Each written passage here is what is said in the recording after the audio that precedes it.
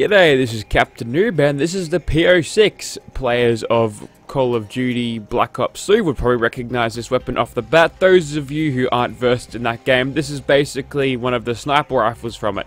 Now, its gimmick is that it's actually burst fire, which doesn't seem particularly useful on a sniper. You'd probably want it to be more of a precision one-shot kill type weapon, but I guess having those extra bullets go down range means more kills, I guess. More chance of a kill. Anyways, into the receivers here, we've only got semi-auto receivers, which goes against the burst fire nature of this weapon, but that's fine. We'll chuck it up to the special receiver for the best damage. Now, for the barrels, we've got the standard there, or the calibrated one. This will actually give us better critical damage, better recoil and all that, at the cost of a tiny little bit of range, which is, I guess that makes sense, because the barrel is just a tiny bit shorter, but yeah, we'll definitely chuck on the calibrated one. That obviously makes the weapon look a little bit different too. And we'll put a recoil compensating stock because, yeah, we want to control the recoil, so I don't have to do that using the mouse.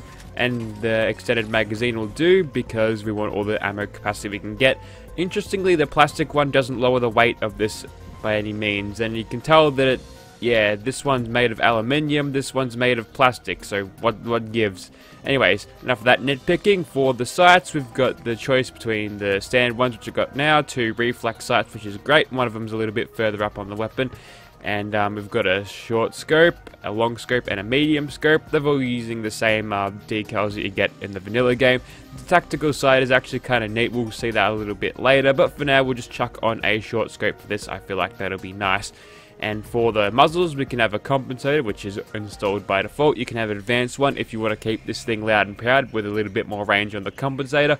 Or you can grab a suppressor, which they all are the same. They offer different little bits of weight and value to them, but it's basically user preference here. We'll go for the one that doesn't make our gun all that heavy. Sure, we'll go that one. Now you can change the color of this thing, which is kind of good. So you get army, you can see all these. I don't need to read them out to you. I don't need to spoon feed you that information. We'll just go for the marine material because that's kind of like the blue you'd see on the Minuteman armor and weapon camos. So yeah, that works for this current character. And of course, a legendary effect exists on that if you feel like it. But we'll take this into Gunner's Plaza as is and see what we can do. We'll grab another one too, suited for more close quarters conditions. Okay, here we are outside of Immersive Gunner's Plaza again, and please enjoy the animations that this weapon contains. There's custom activate and sheathing the weapon things there, so that's pretty good.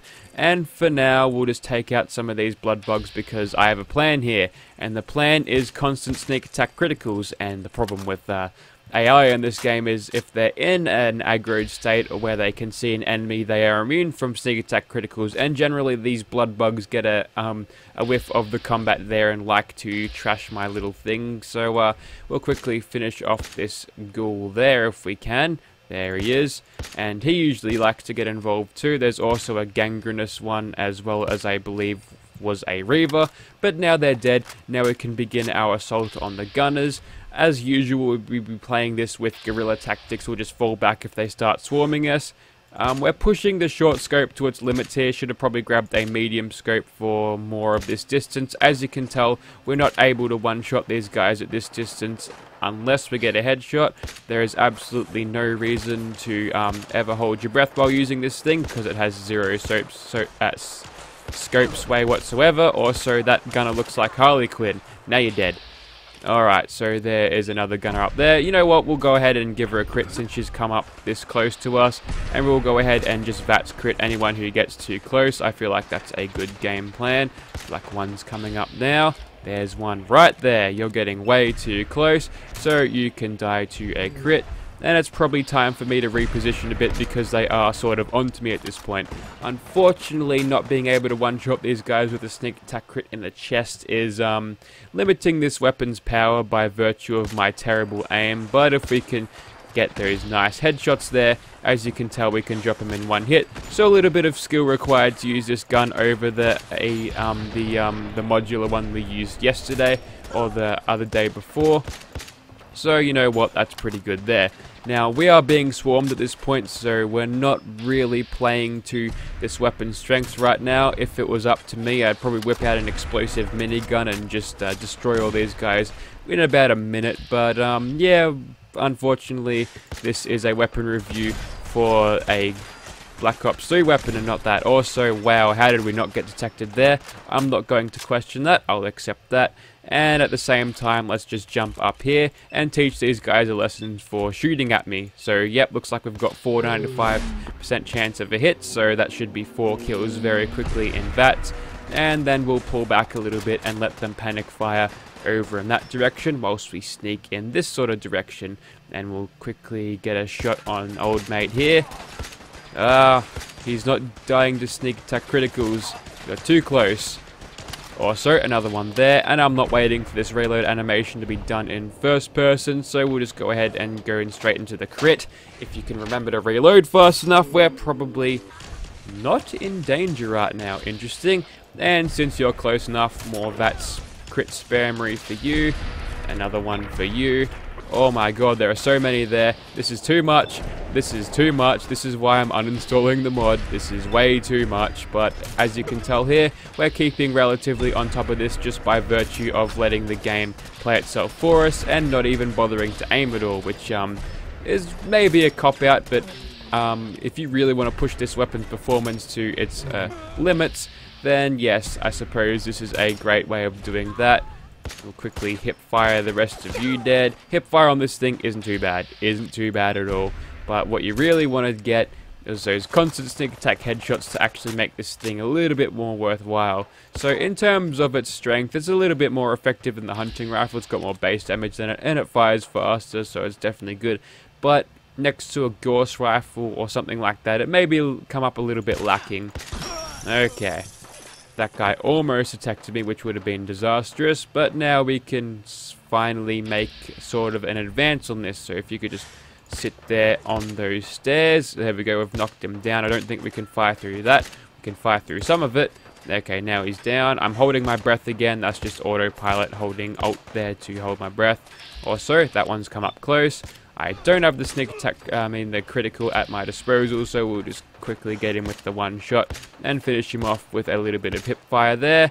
And, oh, don't you pop a stim pack, you bastard. Okay, so, yep, this is taking ages to kill all these gunners. I think there's another one down there too, so we'll just quickly not hold my breath. Don't even worry about that. We'll just get you there. It's really hard to see at this range. I think I should probably have given myself a better magnification scope. Anyways, another one comes close. We'll just go ahead and VATS him. And we'll chuck a couple of 50-50 chances at that private. Now he's dead. Goodo. And one more commander to kill just here.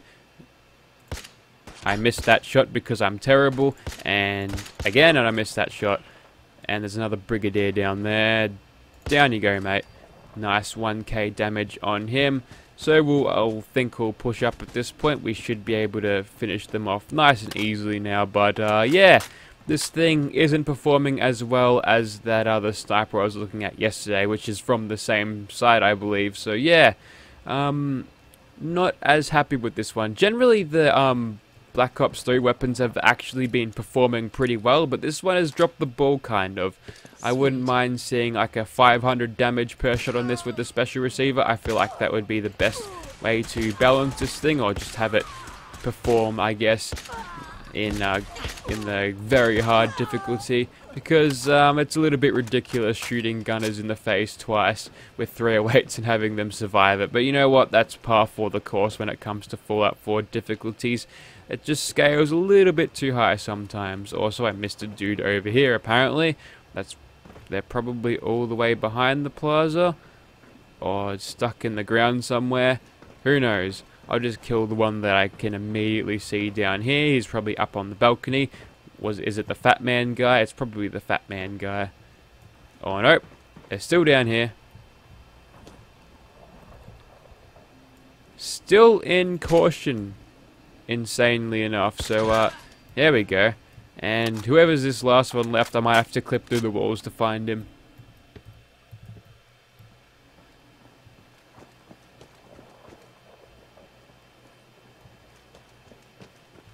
Yep.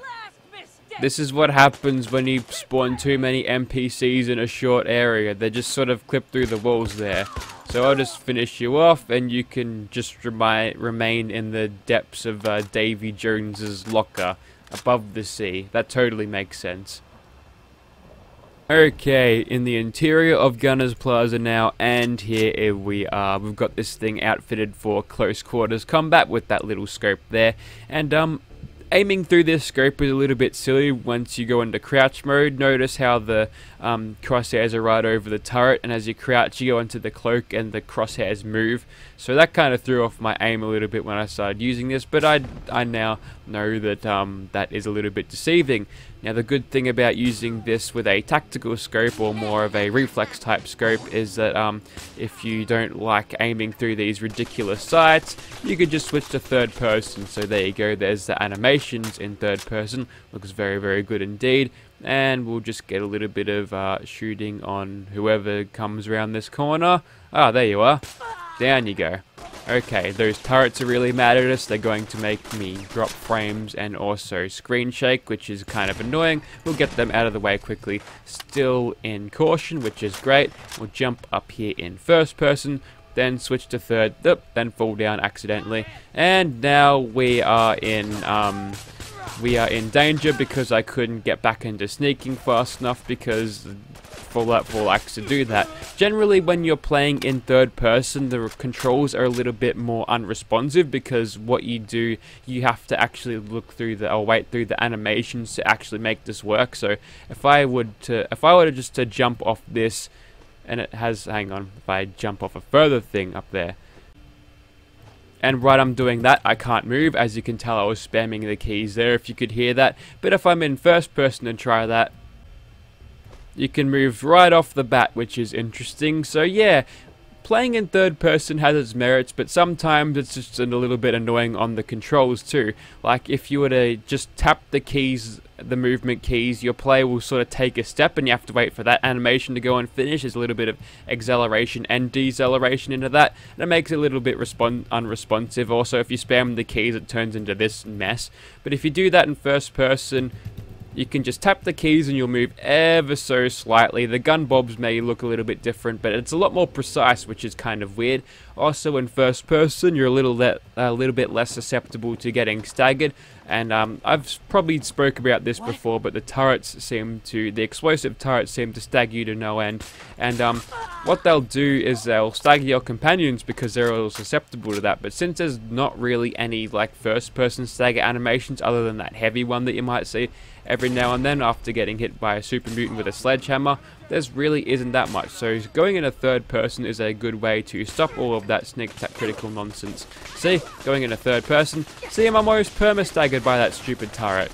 If you go in a first person, you can take it, you can move around, that's fine, you can even jump if you feel like it. So yeah, it's a little bit strange, but now I'm realizing I'm talking about the nuances of player control in first and third person rather than the weapon in itself, and maybe that's just a testament to how sort of boring and unfulfilling this weapon is in terms of its damage, or maybe it's just that it's actually kind of good, but I'm not in the mood for giving it a praise because I guess I went through a little bit of a painful experience to actually bring you this video.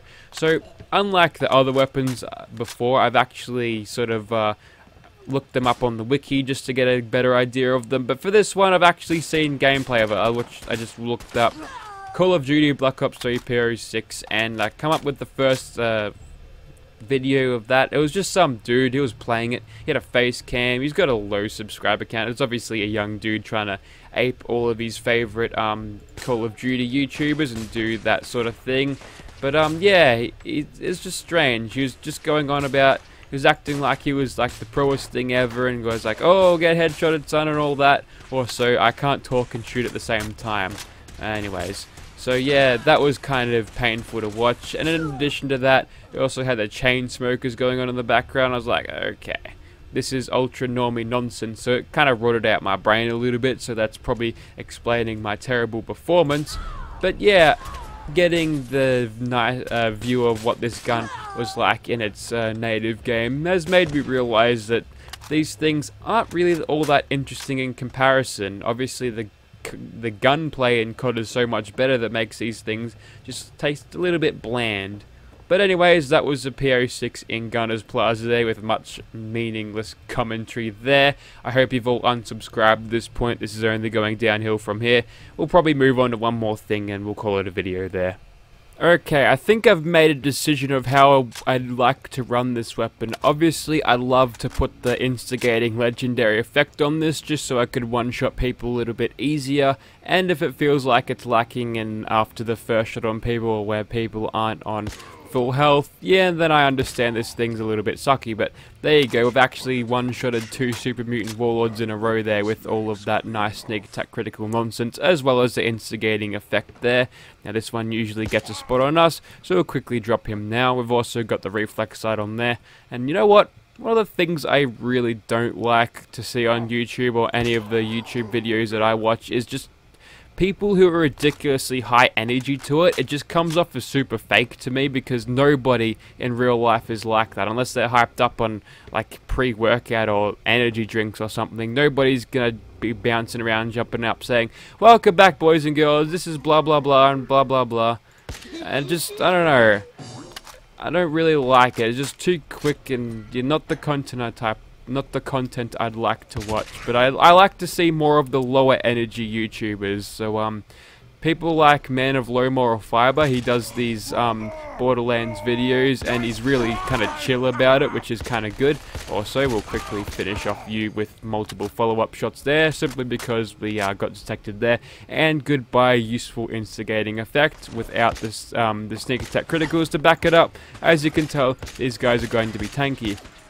I also do enjoy Manny a True Nerd because he does some cool playthroughs of Fallout. I tend to watch his other stuff too, but none of these RTS strategy games, they just bore the crap out of me. Not my cup of tea. Those are the sorts of games that are really just boring to watch but fun to play. But in general, I really don't like all of the medieval type things, so stuff like Total War Rome's like, fuck that. I hate the Roman Empire anyway. I think they're a bunch of assholes and idiots, or not idiots, but just in general degenerates, I suppose, if you could use that term, although that's going to make me sound like a fucking idiot saying that.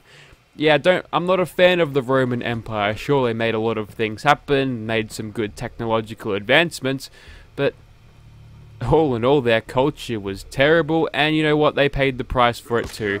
They got exactly what they deserved in the end. Their empire crumbled before them. But now we're super off topic now. What am I even talking about? It's tired. I've had a hard week at work. Come on, cut me some slack. So that was the P-06 sniper there, and me rambling about stupid shit that I shouldn't have been. The review of the weapon, yeah, it's alright. Attach the instigating effect onto that, and you should be good. That's about it for this one. Be sure to check out r/modpiracy for this one, because you won't be finding this one anywhere unless you actually pay Master Shifu money, to which he may or may not give it to you in the first place, so who knows. Thank you for watching, guys.